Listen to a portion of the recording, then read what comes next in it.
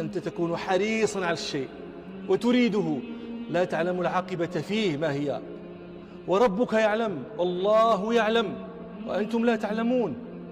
فكلها إلى عالمها، اخلعها عن يدك، انزعها عن يدك واجعلها في يد ربك، ثم اطمئن بعد ذلك للذي يختار لك ربك، فإن الذي يختاره لك ربك خير من الذي تختاره أمك وأبوك لك. وقال شوقي: وهذان في الدنيا هما الرحماء، أبوك وأمك في الدنيا هما الرحماء. شوقي يخاطب رسول الله صلى الله عليه وسلم يقول: وإذا رحمت فأنت أم أو أب، هذان في الدنيا هما الرحماء.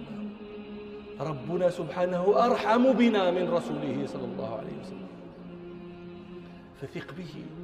وعندما تقول: يا ربي أنا بعلمك الغيب، بعلمك بسبب أنك تعلم